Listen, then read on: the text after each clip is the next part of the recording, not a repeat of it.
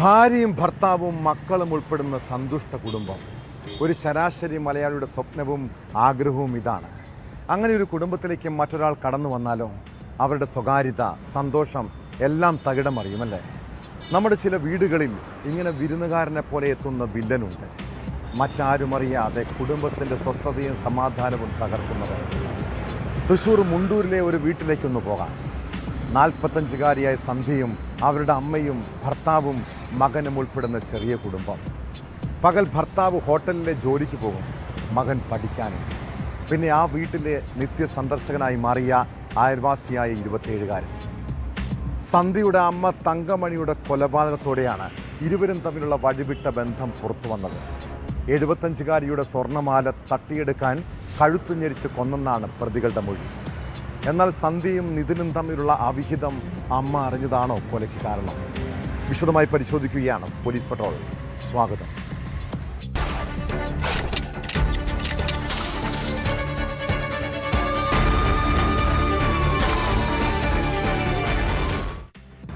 വിവാഹം കഴിഞ്ഞ് 10 വർഷം പോലും തികയും മുൻപ് ഭർത്താവിൻ്റെ ആകസ്മിക വിയോഗം. ചെറിയ പ്രായത്തിൽ വിധവയായ തങ്കമണി 2 മക്കളെയും വളർത്തി വലുതാക്കാൻ നന്നേ കഷ്ടപ്പെട്ടതാണ്. ഇതിൽ മകൻ നേരത്തെ മരിച്ചു. പിന്നെ തൻ്റെ ഏക മകൾക്ക് വേണ്ടിയായിരുന്നു അവരുടെ ജീവിതം. ഒടുവിൽ മകളുടെ അവിഹിത ബന്ധം 75-കാരിയുടെ ജീവനെടുക്കുന്നതിൽ കലാശിക്കുന്നു. തൃശ്ശൂർ മുണ്ടൂരിൽ തങ്കമണി എന്ന വയോധികയെ കൊലപ്പെടുത്തിയ കേസിൽ പുറത്തു വന്നത് മകളുടെ വഴിവിട്ട ബന്ധത്തിൻ്റെ കഥകളാണ്. സ്വർണ്ണമാല തട്ടിയെടുക്കാൻ കാമുകനൊപ്പം ചേർന്ന് അമ്മയെ കൊലപ്പെടുത്തിയ മകളുടെ ക്രൂരത പുറലോകമറിഞ്ഞത് പോലീസിൻ്റെ അന്വേഷണ മികവിൽ. കേസിൽ മുണ്ടൂർ സ്വദേശിനി സന്ധ്യയും ആൺസുഹൃത്ത് നിധിനും പോലീസിൻ്റെ പിടിയിലാണ്. ഇരുവരും തമ്മിലുള്ള അടുപ്പം തങ്കമണി അറിഞ്ഞതാണോ കൊലയ്ക്ക് കാരണമെന്നും പരിശോധിക്കുന്നുണ്ട്.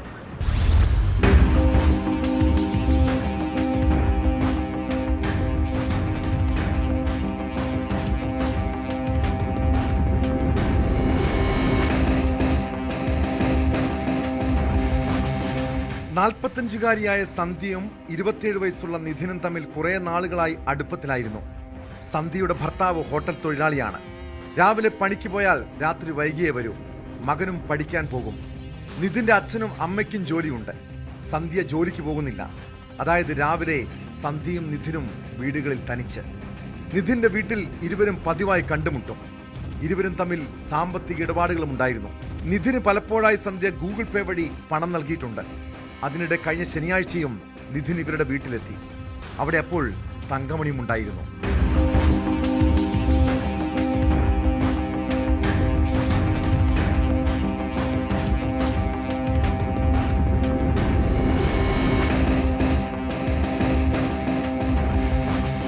ശനിയാഴ്ച പകൽ തങ്കമണി വീടിന്റെ പുറകിൽ നിൽക്കുന്ന സമയം നിധിൻ പിന്നിലൂടെ ചെന്ന് അവരുടെ കഴുത്ത് ഞെരിച്ച് കൊലപ്പെടുത്തുന്നു. മരിച്ചെന്ന് ഉറപ്പായ ശേഷം മൃതദേഹം നേരെ കട്ടിലിൽ കൊണ്ടുവന്ന് കിടത്തി.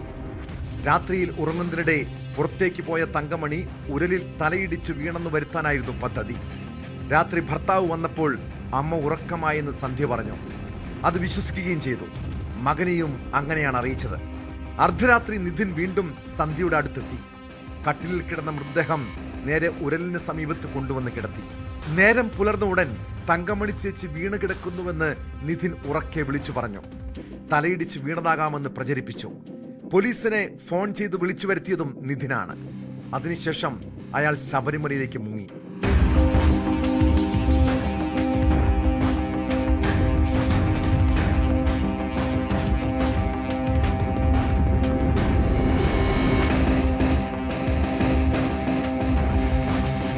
ഇതിനെ അസ്വാഭാവികതകളാണ് പോലീസിന് തുമ്പായത്.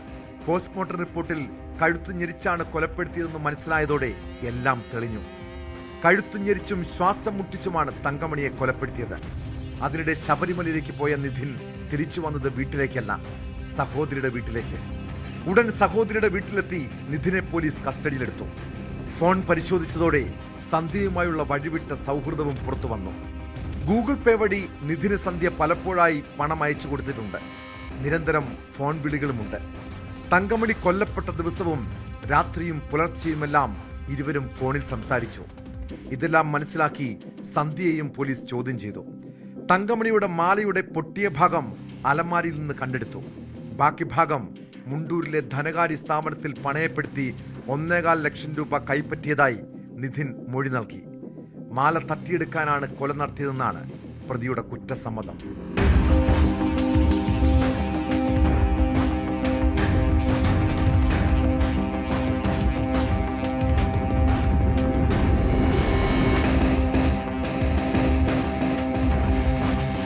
ന്യൂസ് 18 തൃശ്ശൂർ. പണത്തിനാണോ ബന്ധങ്ങൾക്കാണോ നമ്മൾ മലയാളികൾ പ്രാധാന്യം കൊടുക്കുന്നത്? ഒന്ന് ചിന്തിച്ചു നോക്കുക. സഹോദരങ്ങളും സുഹൃത്തുക്കളും ചേർന്ന് ഒന്നിച്ച് കച്ചവടം നടത്തുന്നവരെ കാണാറുണ്ടല്ലേ? എത്ര അടുപ്പമുള്ളവരാണേലും പണത്തിൻ്റെ കാര്യം വരുമ്പോൾ ബന്ധങ്ങൾക്ക് പുല്ലുവിലയാണ്. മലപ്പുറം പൂക്കോട്ടൂരിൽ ബിസിനസ്സിലെ തർക്കത്തെ തുടർന്നാണ് അനുജനെ ജ്യേഷ്ഠൻ കുത്തിക്കൊന്നത്. പള്ളിമുക്ക് സ്വദേശി അമീറിനെ ഉറങ്ങിക്കിടക്കുമ്പോൾ പുലർച്ചെയാണ് സഹോദരൻ ജുനൈദ് കത്തികൊണ്ട് കുത്തിക്കൊലപ്പെടുത്തിയത്. വീട്ടിൽ ഉമ്മയും സഹോദരിയും ഉണ്ടായിരുന്നപ്പോഴായിരുന്നു സംഭവം. കൊലപാതകത്തിന് ശേഷം പ്രതി പോലീസ് സ്റ്റേഷനിലെത്തി കീഴടങ്ങി.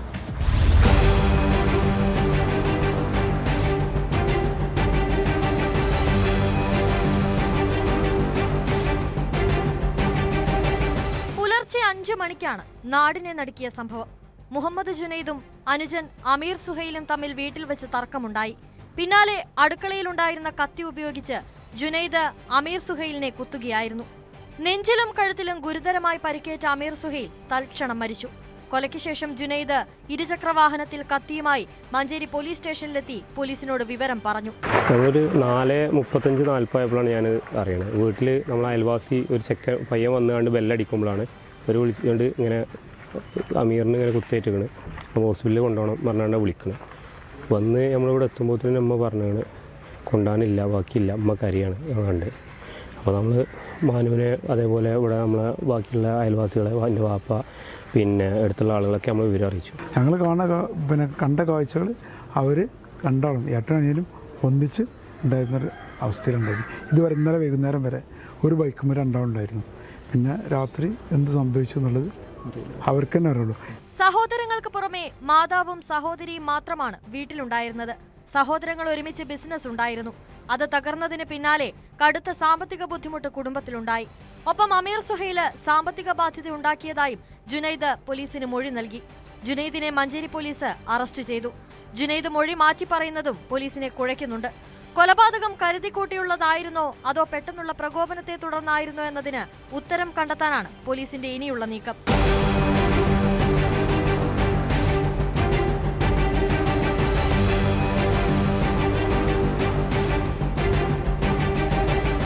ന്യൂസ് 18 മലപ്പുറം. മദ്യം ഉള്ളിൽ ചെന്നാൽ ചിലർക്ക് സ്വന്തം അച്ഛനെയും അമ്മയെയും തിരിച്ചറിയാൻ കഴിയില്ല. തൃശ്ശൂർ പുളിഞ്ചോട് സ്വദേശി ബിനേഷ് പകൽ സമയങ്ങളിൽ മാന്യനാണ്. എല്ലാവരോടും വലിയ സ്നേഹമായിരിക്കും. എന്നാൽ രാത്രി അയാൾ വീട്ടിലെത്തുമ്പോഴേ മാതാപിതാക്കളുള്ളിൽ തീയാളും. അനാവശ്യമായി പ്രശ്നങ്ങൾ ഉണ്ടാക്കും. വീട്ടിലെ സാധനങ്ങളെല്ലാം എറിഞ്ഞു തകർക്കും. തടയാൻ ശ്രമിച്ചാൽ ആരെയും ആക്രമിക്കും. കഴിഞ്ഞ രാത്രി ബിനേഷ് കള്ളു കുടിച്ചെത്തിയത് മുതൽ വീട്ടിൽ അച്ഛനുമായി തർക്കമായി. അതിനിടെ അയാൾ കത്തിയെടുത്ത് അച്ഛനെ കുത്തി വീഴ്ത്തി. ഗുരുതരമായി പരിക്കേറ്റ ഗോപാലൻ തൃശ്ശൂരിലെ സ്വകാര്യ ആശുപത്രിയിൽ ചികിത്സയിലാണ്. പ്രതിയെ വരുന്തരപ്പള്ളി പോലീസ് അറസ്റ്റ് ചെയ്തു.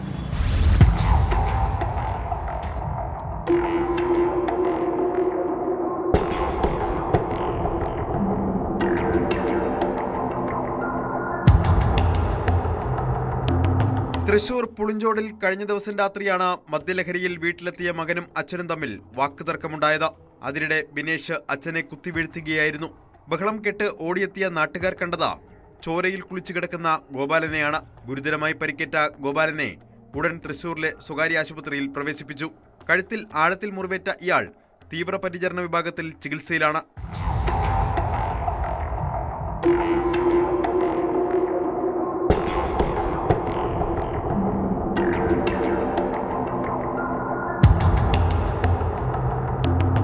മകൻ ബിനേഷിനെ വരന്തരപ്പള്ളി പോലീസ് കസ്റ്റഡിയിലെടുത്തു. എല്ലാ ദിവസവും മദ്യപിച്ചെത്തുന്ന ബിനീഷ വീട്ടിൽ പ്രശ്നങ്ങൾ ഉണ്ടാക്കുന്നത് പതിവായിരുന്നു. കഴിഞ്ഞ ദിവസവും നിസ്സാര പ്രശ്നത്തിന്റെ പേരിൽ തുടങ്ങിയ വാക്കുതർക്കം കൊലപാതകത്തിൽ കലാശിക്കുകയായിരുന്നുവെന്ന് പോലീസ് വ്യക്തമാക്കി.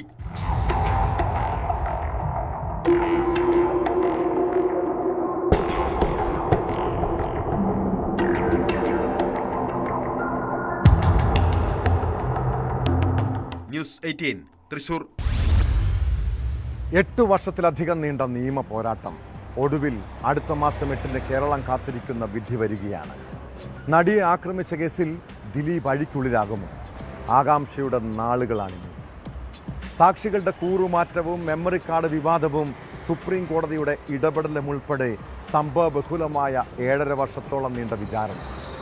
പൾസർ സുനി ഉൾപ്പെടെ 10 പ്രതികളുള്ള കേസിൽ നടൻ ദിലീപ് 8ാം പ്രതിയാണ്. കൊട്ടേഷൻ പ്രകാരം അപകീർത്തികരമായ ദൃശ്യങ്ങൾ പകർത്താൻ നടിയെ തട്ടിക്കൊണ്ടുപോയി പീഡിപ്പിച്ചെന്ന കേസിൽ കുറ്റക്കാർ ശിക്ഷിക്കപ്പെടണം. നടിക്ക് നീതി ലഭിക്കണം. ഇത് കേരളത്തിൻ്റെ പൊതുവികാരമാണ്.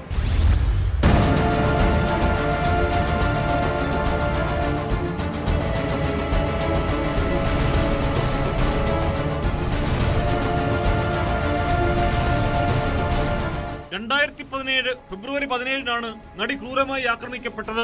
നടൻ ദിലീപ് ഉൾപ്പെടെ 10 പേരാണ് കേസിൽ പ്രതികൾ. ദിലീപ് 8ാം പ്രതിയാണ്. 13 പ്രതികളായിരുന്നു ആദ്യം കേസിലുണ്ടായിരുന്നത്. 2 പേരെ കേസിൽ നിന്നും ഒഴിവാക്കുകയും ഒരാളെ മാപ്പസാക്ഷിയാക്കുകയും ചെയ്തതോടെയാണ് 10 പ്രതികളായി ചുരുങ്ങിയത്. ജയിലിലായിരുന്ന ദിലീപും പൾസർ സുനിയും അടക്കമുള്ളവർ ഇപ്പോൾ ജാമ്യത്തിലാണ്. നടിയെ ബലാത്സംഗം ചെയ്ത് അപകീർത്തികരമായ ദൃശ്യങ്ങൾ പകർത്താൻ കൊട്ടേഷൻ നൽകിയെന്നാണ് കേസ്. എറണാകുളം പ്രിൻസിപ്പൽ സെഷൻസ് ജഡ്ജി ഹണിയം വർഗീസാണ് സാക്ഷി വിസ്താരം പൂർത്തിയാക്കിയത്. 2018 മാർച്ച് 8-നാണ് കേസിൽ വിചാരണ തുടങ്ങിയത്. 261 സാക്ഷികളെ വിസ്തരിച്ച കോടതി 1700 രേഖകളും പരിഗണിച്ചു.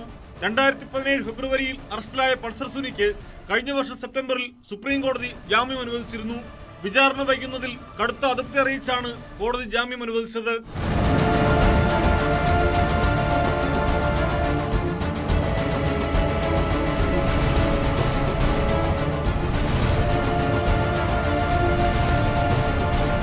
അങ്കമാലി അത്താണിക്ക് സമീപം നടിയുടെ കാർ തടഞ്ഞു നിർത്തി അതിക്രമിച്ചു കയറിയ സംഘം നടിയെ ശാരീരികമായി ഉപദ്രവിക്കുകയും അപകീർത്തികരമായ വീഡിയോയും ചിത്രങ്ങളും പകർത്തുകയുമായിരുന്നു.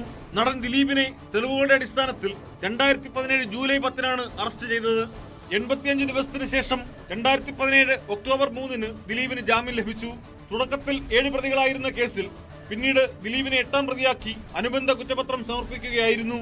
കേസിൽ CBI അന്വേഷണം ആവശ്യപ്പെട്ടുള്ള ദിലീപിന്റെ ഹർജി ഏപ്രിലിൽ ഹൈക്കോടതി ഡിവിഷൻ ബെഞ്ച് തള്ളിയിരുന്നു.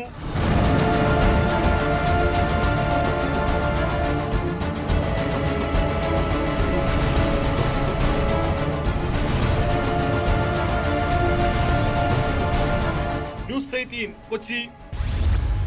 കൊച്ചിയിലെ സ്പായിലെത്തിയ പോലീസുകാരനെ ബ്ലാക്ക്മെയിൽ ചെയ്ത് പണം തട്ടിയത് ഹണി ട്രാപ്പ് മോഡൽ കെണിയാണ്. നഗരത്തിലെ സ്പാകളെ നിയന്ത്രിക്കുന്നത് പോലീസ് ഉദ്യോഗസ്ഥരോ? CPOയെ ഭീഷണിപ്പെടുത്തി ലക്ഷങ്ങൾ തട്ടിയ കേസിൽ അന്വേഷണം കൂടുതൽ പോലീസുകാരിലേക്ക് നീങ്ങുകയാണ്. അറസ്റ്റിലായ സ്പാ ജീവനക്കാരി രമ്യയിൽ നിന്ന് ലഭിച്ച വിവരങ്ങളുടെ അടിസ്ഥാനത്തിലാണ് അന്വേഷണ സംഘത്തിൻ്റെ നീക്കം. സ്പായിലെത്തുന്നവരുടെ വിവരങ്ങൾ ശേഖരിച്ച് ഇവർ ചില പോലീസുകാർക്ക് കൈമാറിയിരുന്നുവെന്നാണ് സൂചന. സമാനമായ രീതിയിൽ നിരവധി പേരെ ഇവർ കെണിയിൽ വീഴ്ത്തിയോ എന്നും പരിശോധിക്കുന്നുണ്ട്.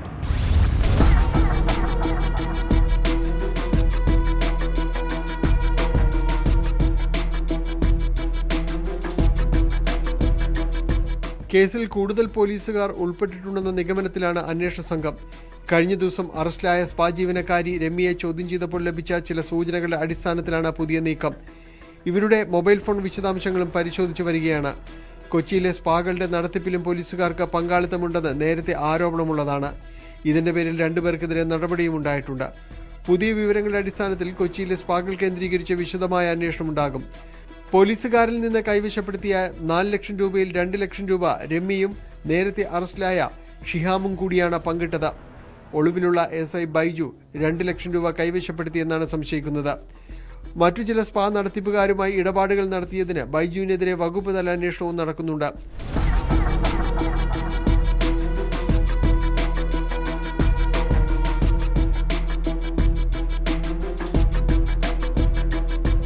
പാലാരവട്ടത്തെ സ്പായിൽ ബോഡി മസാജിനെത്തിയ പോലീസുകാരനെ രമ്യയും ഷിഹാമും ചേർന്ന് SI ബൈജുവിന്റെ സഹായത്തോടെ ആസൂത്രിതമായി കേസിൽപ്പെടുത്തുകയായിരുന്നു.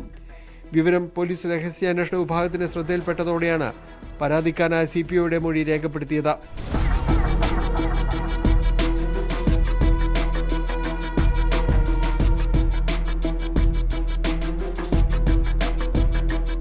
ന്യൂസ് 18 കൊച്ചി. നമ്മുടെ നാട്ടിലെ പൊതുഗതാഗത സംവിധാനങ്ങളിൽ സ്ത്രീകൾക്ക് എന്ത് സുരക്ഷയാണുള്ളത്? ബസ്സിലും ട്രെയിനിലും യാത്ര ചെയ്യാൻ പെൺകുട്ടികൾ ഭയക്കുന്ന കാലം. സഹയാത്രക്കാരുടെ തുറിച്ചുനോട്ടവും ലൈംഗിക അതിക്രമവും വല്ലാത്ത വെല്ലുവിളിയാണ്. എറണാകുളം നോർത്ത് റെയിൽവേ സ്റ്റേഷനിൽ വെച്ച് യാത്രക്കാരിൽ നിന്നുണ്ടായ അതിക്രമത്തിൻ്റെ നടുക്കത്തിലാണ് ആ പെൺകുട്ടി. ആദ്യമൊന്ന് പതറിയെങ്കിലും പിന്നീട് ധൈര്യം സംഭരിച്ച് അവൾ അക്രമിയുടെ ദൃശ്യങ്ങൾ ഫോണിൽ പകർത്തി. തുടർന്ന് അയാളെ പിന്തുടർന്നു. മറ്റ് യാത്രക്കാരുടെ സഹായത്തോടെയാണ് പ്രതിയെ റെയിൽവേ പോലീസ് പിടികൂടിയത്. തിരുവനന്തപുരം കീഴാരൂർ സ്വദേശി സജീവാണ് അറസ്റ്റിലായത്. അതിക്രമത്തിൻ്റെ വീഡിയോ ഉൾപ്പെടെ പെൺകുട്ടി സോഷ്യൽ മീഡിയയിൽ പങ്കുവച്ചിരുന്നു.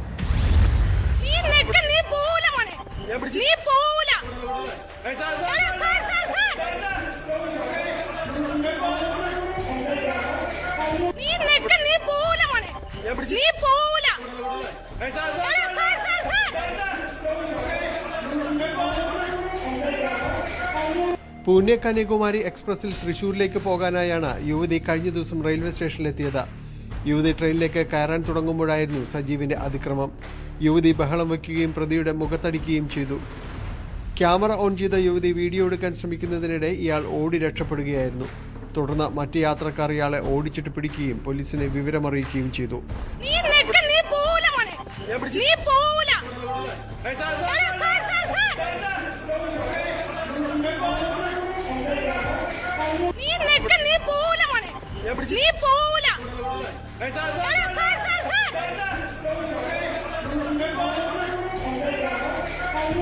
താൻ തന്നെ പ്രതിയെ പിടിച്ചുവെക്കാൻ ശ്രമിച്ചെന്നും വീഡിയോ എടുക്കാൻ തുടങ്ങിയതോടെ ഇയാൾ ആൾക്കൂട്ടത്തിന്റെ നടുവിലേക്ക് ഓടിപ്പോയെന്നും പെൺകുട്ടി പറയുന്നു.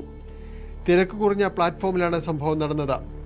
ഇത്തരം സംഭവങ്ങളോട് പ്രതികരിച്ചില്ലെങ്കിൽ ഇതിനിയും തുടരുമെന്നും പെൺകുട്ടിയുടെ സമൂഹ മാധ്യമ പോസ്റ്റിൽ പറയുന്നു. ഇന്നലെ എറണാകുളം ടൗൺ റെയിൽവേ സ്റ്റേഷനിൽ തൃശ്ശൂരിലേക്ക് പോകാൻ വേണ്ടിയിട്ട് പൂനെ എക്സ്പ്രസിന് ഞാൻ കയറാൻ വേണ്ടി നിൽക്കുകയായിരുന്നു. പ്ലാറ്റ്ഫോമിലാണ് ഞാൻ കയറാൻ വേണ്ടി നിൽക്കുന്നത്. ട്രെയിനിൽ നിന്ന് കുറേ ആൾക്കാർ ഇറങ്ങുന്നുണ്ട്. അത്യാവശ്യം അധികം ആൾക്കാർ ജനറൽ കമ്പാർട്ട്മെന്റ് ആണ്. അത്യാവശ്യം അധികം ആൾക്കാർ പുറത്തേക്ക് ഇറങ്ങുന്നുണ്ടായിരുന്നു. പ്ലാറ്റ്ഫോമിൽ അധികം ആൾക്കാരില്ല.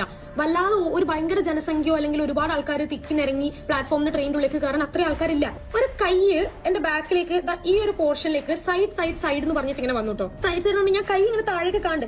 അപ്പോഴും ഞാൻ പ്രത്യേകിച്ച് ഒന്നും ചിന്തിക്കണില്ല. കാരണം സൈഡ് എന്ന് പറഞ്ഞിട്ട് ഒരാൾ ബാക്കിലേക്ക് ഇങ്ങനെ കൈ ഇങ്ങനെ വരികയാണ്. അപ്പൊ ഈ കൈ ഇങ്ങനെ സൈഡ് വരുന്നതും ആൾ എന്റെ ബ്രസ്റ്റിലേക്ക് കയറി പ്രസ് ചെയ്ത് പിടിക്കുന്നതും ഒപ്പായിരുന്നു. പിടിച്ചപ്പോഴത്തേക്ക് ഞാൻ ഈ കൈ വെച്ച് ഞാൻ ആളെ പിടിച്ചിട്ട് ഞാൻ കൈ ഇങ്ങനെ തിരിച്ച് ഞാൻ ആളെ ബാക്കിലേക്ക് നിർത്തി. എന്നിട്ട് ഞാൻ നല്ല സൗണ്ട് ഉണ്ടാക്കി.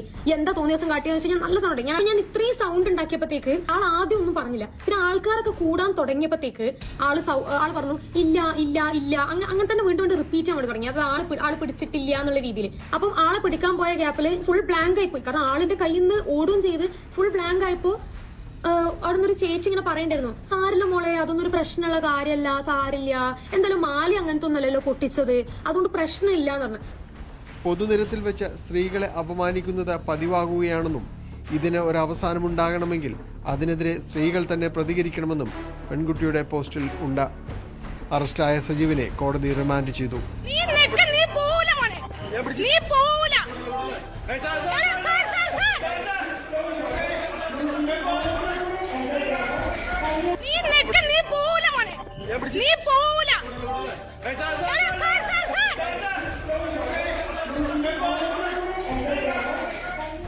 ന്യൂസ് 18 കൊച്ചി. ചില വാർത്തകൾ കേൾക്കുമ്പോൾ പെൺമക്കളുള്ള മാതാപിതാക്കളുടെ ഉള്ളിൽ വലിയ ആശങ്കയുണ്ടാകും. മക്കൾ രാവിലെ വീട്ടിൽ നിന്നിറങ്ങി തിരിച്ചെത്തുന്നതുവരെയും അവരുടെ ഉള്ളിൽ തീയാണ്. കാരണം പൊതുനിരത്തിൽ പോലും പെൺകുട്ടികൾ ഇപ്പോൾ സുരക്ഷിതരല്ല. കർണാടക KSRTC ബസ്സിൽ വെച്ച് ഒരു മലയാളി വിദ്യാർത്ഥിനിക്ക് നേരെ ലൈംഗിക അതിക്രമം കാട്ടിയത് ബസ് കണ്ടക്ടറാണ്.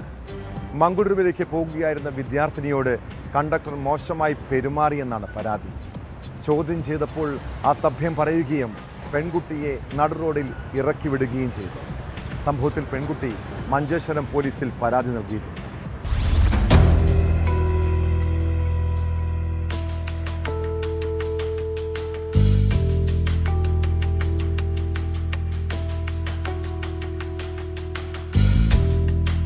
മംഗളൂരുവിൽ കോളേജിൽ പഠിക്കുന്ന ബന്ദിയോട് സ്വദേശിനിയായ വിദ്യാർത്ഥിനിക്കാണ് കർണാടക KSRTC ബസ്സിലെ കണ്ടക്ടറിൽ നിന്നും ദുരനുഭവമുണ്ടായത്.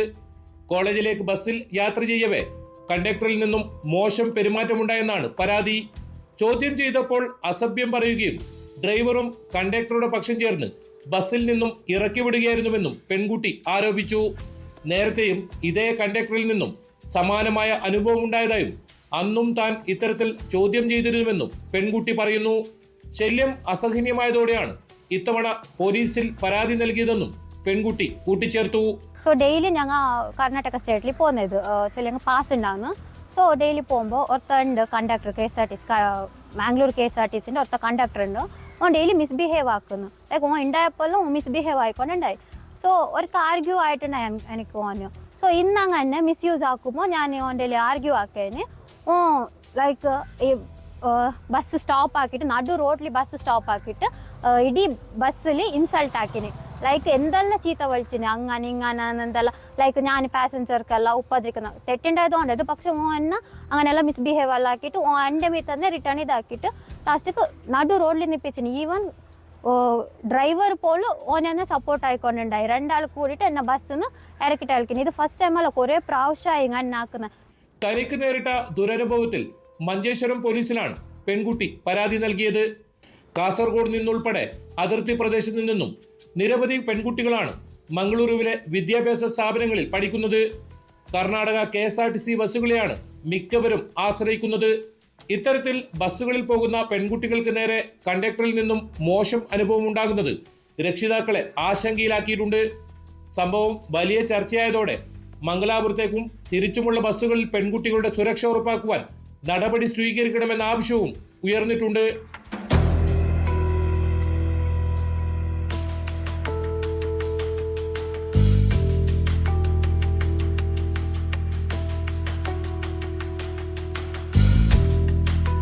ന്യൂസ് 18 കാസർഗോഡ്. ഗുണ്ട കൊട്ടേഷൻ സംഘങ്ങൾ നാട്ടിൽ അഴിഞ്ഞാടുകയാണ്. കൊല്ലും കൊലയുമായി ഭീതി പടർത്തുന്നു. വയനാട് ബത്തേരിയിൽ ബാറിന് മുന്നിൽ വെച്ച് യുവാവിനെ വെട്ടിക്കൊലപ്പെടുത്താൻ ശ്രമിച്ചത് കൊടും കുറ്റവാളി സംജാദ്. കഴിഞ്ഞ ദിവസം രാത്രിയാണ് ബീനാച്ചി സ്വദേശിയായ യുവാവിനെ സംജാദ് കത്തികൊണ്ട് വെട്ടിയും കമ്പിവടി കൊണ്ട് അടിച്ചും കൊലപ്പെടുത്താൻ ശ്രമിച്ചത്. കേസിൽ പ്രതിയെ പോലീസ് അറസ്റ്റ് ചെയ്തു. കൊച്ചിയിലെ ഗുണ്ടാ സംഘങ്ങളുമായി അടുത്ത ബന്ധമുള്ള വ്യക്തിയാണ് ബത്തേരി സ്വദേശി സംജാദ് എന്ന് പോലീസ് പറയുന്നു.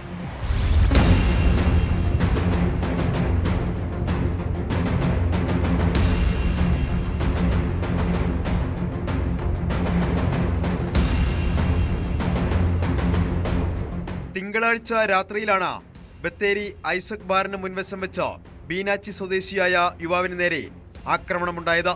ബാറിന് മുന്നിൽ വെച്ച് പ്രതി സംജാദ യുവാവിനെ കത്തികൊണ്ട് വെട്ടിയും കമ്പിവടി കൊണ്ട് അടിച്ചും കൊലപ്പെടുത്താൻ ശ്രമിക്കുകയായിരുന്നു. ബഹളം കേട്ട് ആളുകൾ ഓടിക്കൂടിയപ്പോഴേക്കും പ്രതി ഓടി രക്ഷപ്പെട്ടു. പിന്നീട് പോലീസ് നടത്തിയ അന്വേഷണത്തിലാണ് സംജാദിനെ കണ്ടെത്താൻ കഴിഞ്ഞത്.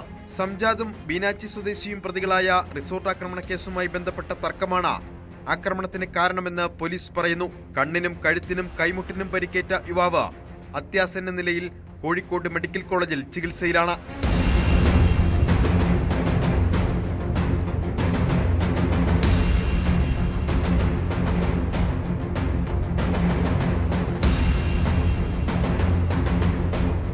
കാപ്പ കേസിലെ പ്രതിയായ സംജാദിനെതിരെ വധശ്രമം, ആക്രമിച്ചു പരിക്കേൽപ്പിക്കൽ, ആംസ് ആക്ട് തുടങ്ങി ബത്തേരി, അമ്പലവയൽ പോലീസ് സ്റ്റേഷനുകളിലായി നിരവധി ക്രിമിനൽ കേസുകളുണ്ട്.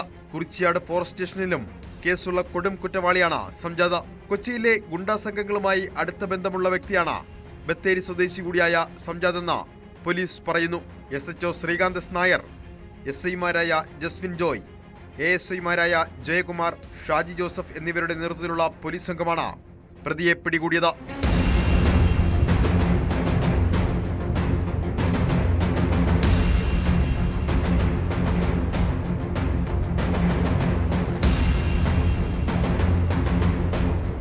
ന്യൂസ് 18 വയനാട്. നമ്മുടെ നാട്ടിലെ പൊതുനിരത്തുകളിൽ ഇപ്പോൾ വാഹനങ്ങളുമായി പുറത്തിറങ്ങാൻ പേടിയാണ്. നിസ്സാര പ്രശ്നത്തിൻ്റെ പേരിൽ പോലും പൊട്ടിത്തെറിക്കുന്നവർ. റോഡിലെ തർക്കം വീട് കയറിയുള്ള ആക്രമണങ്ങൾ ഇവരെയും കലാശിക്കുന്നു. തൃശ്ശൂർ കയ്പമംഗലത്ത് വീടിന് നേരെ ആക്രമണമുണ്ടായത് റോഡിൽ ഗതാഗത തടസ്സം സൃഷ്ടിച്ച കാറിൽ ബൈക്ക് ഉരഞ്ഞതുമായി ബന്ധപ്പെട്ട തർക്കത്തെ തുടർന്നാണ്. ഗർഭിണിയായ യുവതിയും കുട്ടികളും ഉള്ളപ്പോഴായിരുന്നു വീടിന് നേരെയുള്ള ആക്രമണം. പ്രതി ടൂൾ എന്നറിയപ്പെടുന്ന ഫൈസലിനായി പോലീസ് അന്വേഷണം തുടങ്ങി.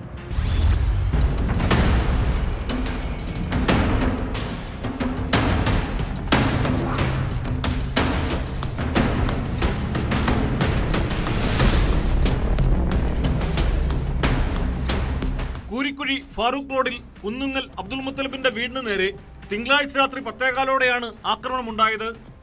വീടിന്റെ ഗേറ്റ് തള്ളി തുറന്നെത്തിയ അക്രമി വടികൊണ്ട് വീടിന്റെ മുൻഭാഗത്തെ ജനാലച്ചില്ലുകൾ അടിച്ചു തകർക്കുകയായിരുന്നു. 3 ജനാലകൾ തകർന്നിട്ടുണ്ട്. റോഡിൽ മാർഗതടസ്സമുണ്ടാക്കിയ കാറിൽ ബൈക്ക് ഉരഞ്ഞതുമായി ബന്ധപ്പെട്ട് അബ്ദുൽ മുത്തലിബും മറ്റൊരു യുവാവുമായി വാക്കുതർക്കമുണ്ടായിരുന്നു. ഇതിനു പിന്നാലെയാണ് ആക്രമണമുണ്ടായത്. ഗർഭിണിയായ യുവതിയും 3 വയസ്സും 9 വയസ്സും പ്രായമുള്ള കുട്ടികളുമുള്ള വീടിന് നേരെയായിരുന്നു ആക്രമണം. ആക്രമണം കണ്ട് ഭീതിയിലായ കുട്ടികൾ പനി പിടിച്ച് ചികിത്സയിലാണെന്ന് വീട്ടുകാർ പറയുന്നു. വീട് കയറി ആക്രമിക്കുന്നതിന്റെ ദൃശ്യങ്ങളും പുറത്തു വന്നിട്ടുണ്ട്.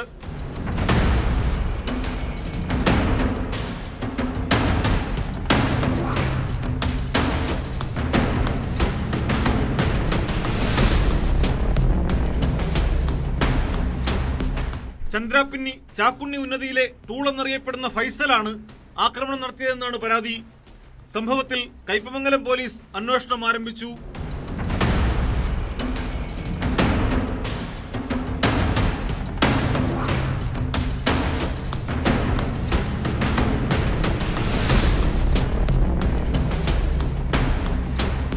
ന്യൂസ് 18 തൃശൂർ.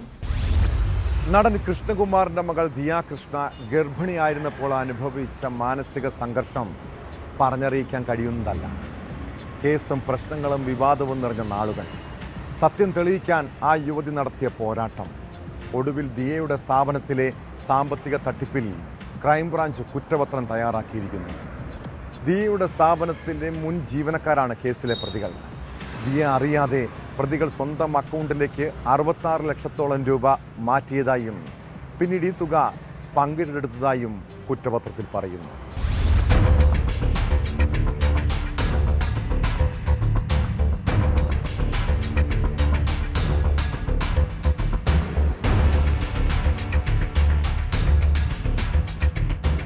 ദിയ കൃഷ്ണയുടെ സ്ഥാപനത്തിൽ നിന്ന് ജീവനക്കാർ തട്ടിയെടുത്തത് 66 ലക്ഷം രൂപയെന്ന ക്രൈംബ്രാഞ്ച് കുറ്റപത്രത്തിൽ പറയുന്നു.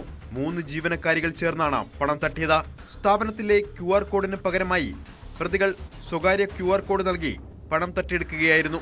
വിനിത ജൂലിയറ്റ, ദിവ്യ ഫ്രാങ്ക്ലിൻ, രാധാകുമാരി എന്നിവരും വിനിതയുടെ ഭർത്താവ് ആദർശുമാണ് പ്രതികൾ ആഡംബര ജീവിതത്തിനായി പണം ഉപയോഗിച്ചുവെന്നാണ് ക്രൈംബ്രാഞ്ച് വ്യക്തമാക്കുന്നത്. പ്രതികൾക്കെതിരെ വിശ്വാസവഞ്ചന, മോഷണം, കൈവശപ്പെടുത്തൽ, ചതി എന്നിവയാണ് ചുമത്തിയിരിക്കുന്ന കുറ്റങ്ങൾ. 2 വർഷം കൊണ്ടാണ് പ്രതികൾ തട്ടിപ്പ് നടത്തിയത്.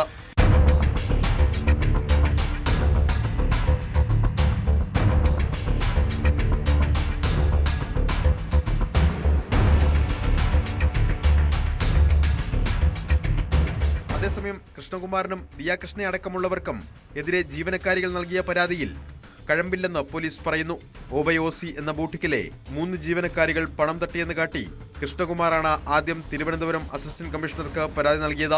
ഈ പരാതിയിൽ മ്യൂസിയം പോലീസ് കേസെടുത്തിരുന്നു. ഇതിന് പിന്നാലെയാണ് കൃഷ്ണകുമാറിനും ദിയയ്ക്കുമെതിരെ ജീവനക്കാരികളും പരാതി നൽകിയത്. തട്ടിക്കൊണ്ടുപോയി ഭീഷണിപ്പെടുത്തിയെന്നും പണം കവർന്നെന്നും സ്ത്രീത്വത്തെ അപമാനിച്ചെന്നുമാണ് പരാതി.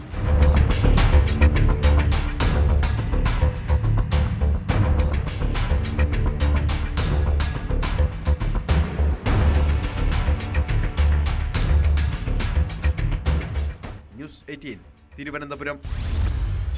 കോഴിക്കോട് നഗരത്തിലെ റിയൽ എസ്റ്റേറ്റ് ഇടനിലക്കാരനായ ആട്ടൂർ മുഹമ്മദ് എന്ന മാമിയുടെ തിരോധാന കേസിൻ്റെ അന്വേഷണം അട്ടിമറിച്ചത് ആരാണ്? ഉന്നത പോലീസ് ഉദ്യോഗസ്ഥർ ആർക്ക് വേണ്ടിയാണ് ഇടപെട്ടത്? മാമി ഇനി തിരികെ വരുമോ എന്ന കാര്യത്തിൽ പോലും കുടുംബത്തിന് ആശങ്കയുണ്ട്. അതിനിടെയാണ് ആദ്യം കേസ് അന്വേഷിച്ച നടക്കാവ് പോലീസിന് വീഴ്ച പറ്റിയെന്ന വകുപ്പ് തല അന്വേഷണ റിപ്പോർട്ട് പുറത്തു വന്നത്.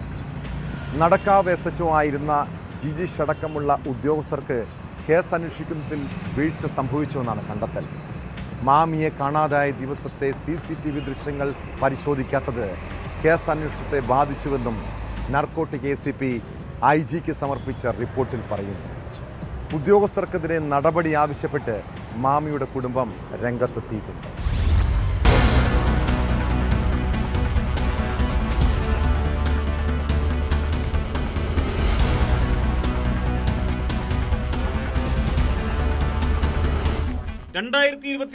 ഓഗസ്റ്റ് 21 മാമിയെ കാണാതായത്.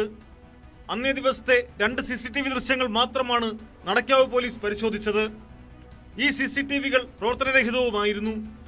മാമിയുടെ ഫോണിന്റെ അവസാന ടവർ ലൊക്കേഷനായ തലക്കുളത്തൂരിലും കൃത്യമായ അന്വേഷണം നടത്തിയില്ല. മാമിയെ കാണാതായ അരയിടത്തുപാലം മുതൽ തലക്കുളത്തൂർ വരെയുള്ള ഭാഗത്തെ CCTV ദൃശ്യങ്ങൾ പരിശോധിക്കാത്തതും വീഴ്ചയായി. നടക്കാവ് SSO ആയിരുന്ന PK ജിജീഷ്, SI ബിനു മോഹൻ എന്നിവർക്കും 2 CPOമാർക്കും കേസന്വേഷണത്തിൽ വീഴ്ചയുണ്ടായി എന്നാണ് കണ്ടെത്തൽ. 1 വർഷത്തിന് ശേഷം കേസെടുത്ത ക്രൈംബ്രാഞ്ച് 60ഓളം CCTVകൾ പരിശോധിച്ചെങ്കിലും ദൃശ്യങ്ങൾ വീണ്ടെടുക്കാൻ കഴിഞ്ഞിരുന്നില്ല. കേസിന്റെ ആദ്യഘട്ടത്തിൽ കൃത്യമായ അന്വേഷണം നടന്നില്ലെന്ന കുടുംബത്തിന്റെ ആരോപണം റിപ്പോർട്ടിലൂടെ ശരിവച്ചിരിക്കുകയാണെന്ന് മാമിയുടെ മകൾ പറഞ്ഞു. അതെ, നമ്മൾ പറഞ്ഞിട്ടുണ്ടായിരുന്നു അങ്ങനെ എന്തെങ്കിലും നടപടി സ്വീകരിക്കണം, കേസ് കൊടുക്കണം എന്നുള്ള രീതിയിൽ. ഇപ്പം തുടക്കത്തിൽ എഫിഷ്യൻ്റായിട്ട് ഇവർ അന്വേഷിച്ചിട്ടുണ്ടെങ്കിൽ മീൻസ് ആദ്യത്തെ ആ ഒരു 2 ദിവസം അല്ലെങ്കിൽ 1 ദിവസം എന്തോ കൂടുതൽ ഈ തലക്കുളത്തൂർ സ്ഥലത്ത് ഏതൊരു വീട്ടിൽ അവിടെ ഉണ്ടായിരുന്നു എന്നുള്ള രീതിയിൽ പറയുന്നുണ്ടായിരുന്നു. കറക്റ്റാണോ നമുക്കറിയില്ല, പോലീസുകാർ തന്നെയായിരുന്നു പറഞ്ഞത്. അപ്പം അപ്പോൾ തന്നെ എഫിഷ്യൻ്റായിട്ട് അന്വേഷിച്ചിട്ടുണ്ടെങ്കിൽ ഇപ്പോൾ എവിടെയാണെന്നുള്ളത് കറക്റ്റായിട്ട് അവർ CCTV വെച്ചിട്ട് നോക്കിയിട്ടുണ്ടെങ്കിൽ എന്തെങ്കിലും ഇവനെ പറ്റി അറിയാൻ പറ്റുമായിരുന്നു, അല്ലെങ്കിൽ ഇപ്പോൾ നമ്മളെ കൂടെ ഉണ്ടാവുമായിരുന്നു. ഉന്നത ഉദ്യോഗസ്ഥരുടെ നിർദ്ദേശപ്രകാരമാണ് അന്വേഷണം ആദ്യഘട്ടത്തിൽ അട്ടിമറിക്കപ്പെട്ടത്. താഴെത്തട്ടിലെ ഉദ്യോഗസ്ഥരെ മാത്രമല്ല മുകൾ തട്ടിലെ ഉദ്യോഗസ്ഥരുടെ ഇടപെടലും കണ്ടെത്തണമെന്നും കുടുംബം ആവശ്യപ്പെടുന്നു. നടക്കാവ് പോലീസിനെ ഡിപ്പെൻഡ് ചെയ്താൽ നമ്മൾ നിന്നത്, ഇന്നോ നാളെയോ റിസൾട്ട് തരുന്നുള്ളൂ. അപ്പോൾ അതൊന്നും ഉണ്ടായിട്ടില്ല. അപ്പോൾ ഇപ്പോൾ നമ്മൾ അന്നേ ആരോപിക്കുന്ന കാര്യങ്ങൾ ഇപ്പോൾ റിപ്പോർട്ടിലൂടെ നമുക്ക് ഡിപ്പാർട്ട്മെൻറ്റ് തന്നെ ശരിവെച്ചാണ് ഈ ഉദ്യോഗസ്ഥന്മാരുടെ ഇടയിൽ നിന്ന് കൃത്യവിലോപം ഉണ്ടായിട്ടുണ്ടെന്നുള്ളത്. ശരിക്കും ആ ഉദ്യോഗസ്ഥന്മാരെ പേരിൽ FIR ഇടുകയും പിന്നെ അവരെ സർവീസിൽ നിന്ന് മാറ്റി നിർത്തിക്കൊണ്ട് ശരിക്കും എന്താണ് സംഭവിച്ചതെന്നുള്ളത് പോലീസ് അന്വേഷിക്കും, കണ്ടുപിടിക്കും എന്നുള്ളൊരു വിശ്വാസം ഇപ്പോൾ ഉണ്ട്. കാരണം ഇതുവരെ നമ്മൾ പറഞ്ഞുകൊണ്ടിരിക്കുന്ന കാര്യം പോലീസിനെ ഡിപ്പാർട്ട്മെൻറ്റ് തന്നെ ശരിവെച്ചതിൽ ഞങ്ങൾക്ക് ചെറിയൊരു ആശ്വാസമുണ്ട്. മാമി എന്ന മുഹമ്മദ് ആട്ടൂറിനെ കാണാനില്ലെന്ന് കാണിച്ച് ഭാര്യ റംലത്താണ് പോലീസിനെ സമീപിച്ചത്. പോലീസ് മാസങ്ങളോളം അന്വേഷിച്ചെങ്കിലും കേസിൽ ഒരു പുരോഗതിയും ഉണ്ടായില്ല. കുടുംബത്തിന്റെ ആവശ്യപ്രകാരമാണ് കേസ് പിന്നീട് ക്രൈംബ്രാഞ്ചിന് കൈമാറിയത്.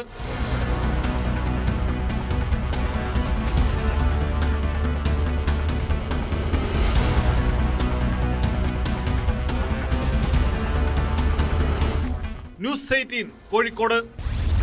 കുറ്റകൃത്യങ്ങളുടെ മറ്റു ചില വാർത്തകൾ ചുരുക്കത്തിൽ. പയ്യന്നൂർ ബോംബേറ് കേസിൽ 2 DYFI പ്രവർത്തകർക്ക് 20 വർഷം കഠിന തടവ്. പയ്യന്നൂർ നഗരസഭ 46-ാം വാർഡിലെ സ്ഥാനാർത്ഥി VK നിഷാദ്, TCV നന്ദകുമാർ എന്നിവരെയാണ് തളിപ്പറമ്പ് അഡീഷണൽ സെഷൻസ് കോടതി ശിക്ഷിച്ചത്.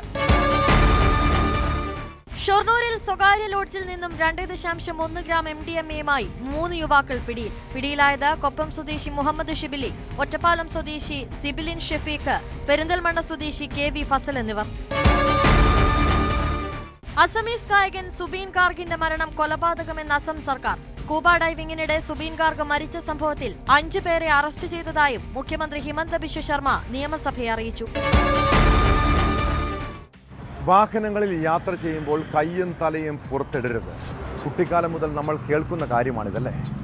അത് നിയമമൊന്നുമല്ലെങ്കിലും നമ്മുടെ സുരക്ഷയ്ക്ക് വേണ്ടിയാണ് ബസ്സുകളിലൊക്കെ ഇങ്ങനെ എഴുതി വെച്ചിട്ടുള്ളത്. ഒരബദ്ധത്തിലാണേലും ഗതാഗത നിയമം ലംഘിച്ചാൽ ഉണ്ടാകുന്ന അപകടം നമ്മുടെ ജീവിതത്തിൻ്റെ താളം തെറ്റിച്ചേക്കാം. തൃശ്ശൂർ കുതിരാനിൽ വെച്ചുണ്ടായ ഒരു അപകടത്തിൻ്റെ ദൃശ്യത്തിലേക്കാണ്.